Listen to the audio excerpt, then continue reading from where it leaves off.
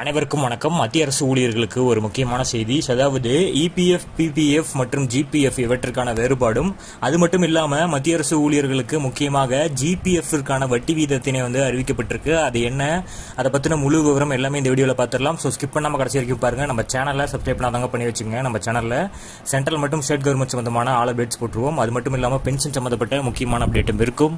So மறக்காம subscribe பண்ணிருங்க. வாங்க வீடியோக்குள்ள போகலாம். ஃபர்ஸ்ட் ஆஃப் ஆல் பாத்தீங்கன்னா, ஜூலை முதல் செப்டம்பர் 2025 பொது வருங்கால வைப்பு நிதி ஜிபிஎஃப் மற்றும் பிற தொடர்புடைய வருங்கால வைப்பு நிதி திட்டங்களுக்கான வட்டி விகிதத்தினை அரசாங்கம் அதிகாரப்பூர்வமாக அறிவித்துள்ளது. மத்திய அரசு ஊழியர்களுக்கான ஜிபிஎஃப் வட்டி விகிதம் ஜூலை முதல் செப்டம்பர் 2025 காலாண்டில் 7.1% நிர்ணயிக்கப்பட்டிருக்கு.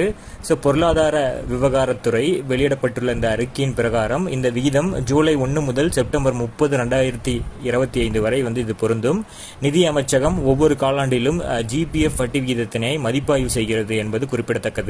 கடந்த காலாண்டில் வட்டி விகிதத்தில் எந்த மாற்றமும் செய்யப்படவில்லை. இந்த வட்டி விகிதம் பாத்தீங்கன்னா, பொது வருங்கால வைப்பு நிதி, பங்களிப்பு வருங்கால வைப்பு நிதி, அகில இந்திய சேவைகள் வருங்கால வைப்பு நிதி, மாநில ரயில்வே வருங்கால வைப்பு நிதி, பொது வருங்கால வைப்பு நிதி, இந்திய ராணுவத்துறை வருங்கால வைப்பு நிதி, இந்திய ராணுவ தொழிற்சாலைகள் மற்றும் தொழிலாளர்களோட வருமான வைப்பு நிதி, மற்றும் இந்திய கடற்படை கப்பல் படை தொழிலாளர்களோட வருமான வைப்பு நிதி, பாதுகாப்பு சேவை அதிகாரிகளோட வருங்கால வைப்பு நிதி, ஆயுதப்படை பணியாளர்களோட வருங்கால வைப்பு நிதி ஆகியவற்றிற்கு பொருந்தும்.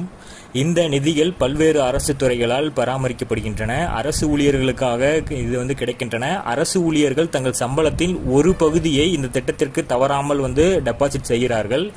ஜிபிஎஃப் வட்டி விகிதம் பொது வருங்கால வைப்பு நிதி விகிதமான 7.1% போலவே இருந்தாலும் இதில் சில முக்கிய வேறுபாடுகள் உள்ளன. பிபிஎஃப் சுய தொழில் செய்பவர்கள் உட்பட அனைத்து இந்திய குடிமக்களுக்குமானது.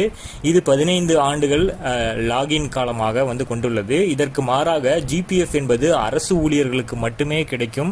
மேலும் ஓய்வு பெற்றவுடன் இதை முழுமையாக நீங்க திரும்ப பெற்றுக்கொள்ள அனுமதிக்கப்படுகிறார்கள். இது தவிர ஊழியர் வருங்கால வைப்பு நிதி இபிஎஃப் என்பது ஊழியர்களோட வருங்கால வைப்பு நிதி அமைப்பால் நடத்தப்படும் ஒரு திட்டமாகும். இது ஒரு முக்கிய தனியார் துறையில் சம்பளம் பெறும் ஊழியர்களோட இதன் வட்டி விகிதம் இபிஎஃப்ஓவால் ஆண்டுதோறும் மதிப்பாய்வு செய்யப்பட்டு வெளியிடப்படும். தற்போது இதன் வட்டி விகிதம் பாத்தீங்கன்னா 8.25% உள்ளது. இதுதான் இபிஎஃப், பிபிஎஃப் மற்றும் ஜிபிஎஃப் உள்ள வேறுபாடுகள் இதுதான்.